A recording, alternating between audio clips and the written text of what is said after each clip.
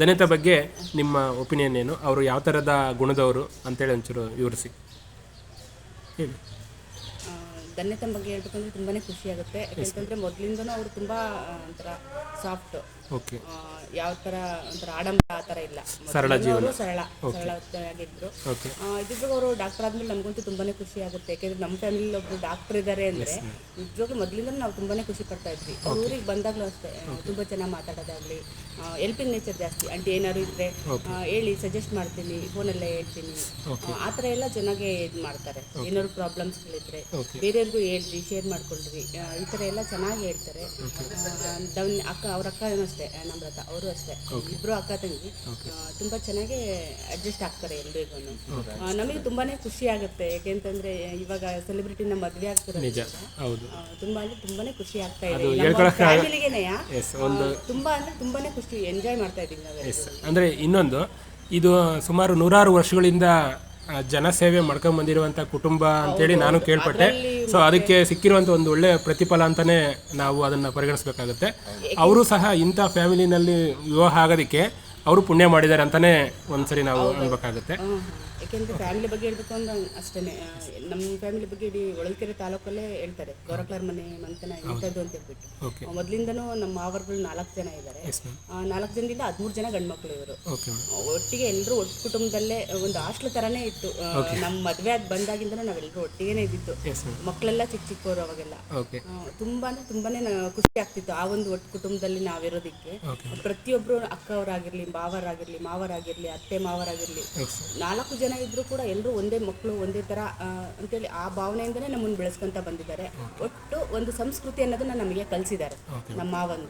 ಅದೇ ರೀತಿ ಒಂದು ಎಜುಕೇಷನ್ ಅಂತ ನೋಡ್ಕೊಂಡ್ರೆ ನಮ್ಮ ಈ ಮಕ್ಕಳು ಏನಿದ್ದಾರೆ ಪ್ರತಿಯೊಬ್ಬರು ಕೂಡ ಒಂದಲ್ಲ ಒಂದು ಎಜುಕೇಷನ್, ಲೆಕ್ಚರ್ ಆಗಿರ್ಬೋದು, ಡಾಕ್ಟರ್ ಆಗಿರ್ಬೋದು, ಇಂಜಿನಿಯರ್ ಆಗಿರ್ಬೋದು, MSc ಆಗಿರ್ಬೋದು, MCom ಆಗಿರ್ಬೋದು, ಪ್ರತಿಯೊಬ್ಬರು ಕೂಡ ಎಲ್ಲ ಎಜುಕೇಷನಲ್ಲಿ ತುಂಬ ಚೆನ್ನಾಗಿ ಬೆಳೀತಾ ಇದ್ದಾರೆ. ಎಲ್ಲ ಮಕ್ಕಳು ಕಂಡ್ರು ಅಷ್ಟೇ ತುಂಬಾ ಖುಷಿಯಾಗುತ್ತೆ.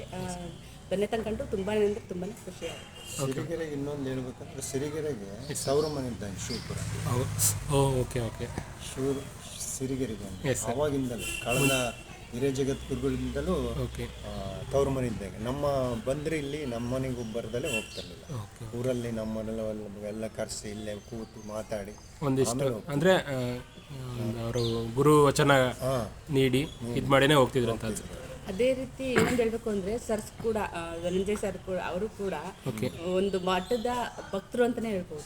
ಮಠದ ಸಂಸ್ಕೃತಿನ ತುಂಬಾ ಪಾಲಿಸ್ತಾರೆ. ಅವ್ರ ವಚನ ಆಗಿರ್ಬೋದು ತುಂಬಾ ಅಂದ್ರೆ ತುಂಬಾ ಇನ್ಸ್ಪಿರೇಷನ್ ಅಂತಾನೆ ಹೇಳ್ಬೋದು. ಇವಾಗಿನ ಕಾಲದ ಜನರೇಷನ್ ನಲ್ಲಿ ನೋಡಿದ್ರೆ ಅವ್ರನ್ನ ತುಂಬಾ ಅದ್ಭುತ ಅಂತಾನೆ ಹೇಳ್ಬೋದು. ಅಂದ್ರೆ ಡೌನ್ ಟು ಅರ್ತ್ ಫುಲ್ ಅವರು. ತುಂಬಾ ಇಬ್ರು ಜೋಡಿ ನೋಡಿದ್ರೆ ತುಂಬಾನೇ ಖುಷಿ ಆಗುತ್ತೆ. ನನಗೆ ನಾನು ಗುರುತಿಸಿರೋಂತೆ ಒಂದು ಲವ್ ಆ್ಯಂಡ್ ಅರೇಂಜ್ ಮ್ಯಾರೇಜು ಇಷ್ಟು ದೊಡ್ಡದಲ್ಲಿ ಕರ್ನಾಟಕದಲ್ಲಿ ಇದೆ ಫಸ್ಟ್ ಅಂತಲೇ ನಾವು ಅಂದ್ಕೋಬೇಕಾಗುತ್ತೆ. ಸೊ ಅದು ಆಗಿನ ಕಾಲದಲ್ಲಿ ಬಸವಣ್ಣವರು ಹಾಕ್ಕೊಟ್ಟಿರುವಂಥ ಒಂದು ತತ್ವನ ಇವ್ರೂ ಪಾಲನೆ ಮಾಡೋದು ಸರಳ ಮತ್ತು ಜೀವನದಲ್ಲಿನೂ ಅಳವಡಿಸ್ಕೊಂಡು ಮತ್ತು ಪ್ರೀತಿಸೋದೊಬ್ಬರನ್ನ, ಮದುವೆ ಆಗೋದೊಬ್ಬರನ್ನ ಅನ್ನೋದು ತುಂಬ ಉದಾಹರಣೆ ನೋಡ್ತೀವಿ ನಾವು ಈ ಕಾಲದಲ್ಲಿ. ಬಟ್ ಅವರಾಗಿರ್ಬೋದು, ಅಕ್ಕ ಅವರಾಗಿರ್ಬೋದು, ಅವರು ಅಷ್ಟೇ ತುಂಬ ಸರಳ ಜೀವನ, ಒಂಥರ ಆಡಂಬರ ಆ ಥರ ಇಲ್ಲ. ಅದೇ ಅವರು ಅಷ್ಟೇ. ಶಿವಕುಮಾರ್ ಸರ್.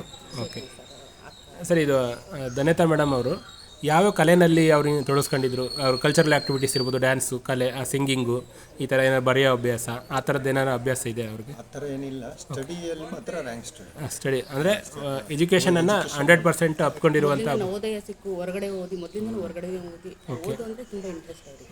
ಹಂಗಾಗಿ ಅವರು ಡಾಕ್ಟ್ರಲ್ಲಿ ತುಂಬ ಅವಾರ್ಡ್ಗಳಾಗಲಿ ಎಲ್ಲ ತಗೊಂಡಿದ್ದಾರೆ. ಆಮೇಲೆ ಆ ರೆಕಾರ್ಡ್ ಬ್ರೇಕ್ ಮಾಡೋಕ್ಕಾಗಿಲ್ಲ. ಸೆಂಟ್ ಮೇರಿಸ್ ಕಾನ್ವೆಂಟ್ ಇಲ್ಲಿ ಅರಸೀಕೆರೆಯಲ್ಲಿ ಇವರು ಧನಂಜಯ್ ಸರ್ದು ಅಷ್ಟೇ, ನಮ್ಮ ಧನ್ಯತಂದು ಅಷ್ಟೇ. ಆ ನೋಟಿಸ್ ಬೋರ್ಡಲ್ಲಿ ಇನ್ನೂ ಇದೆ.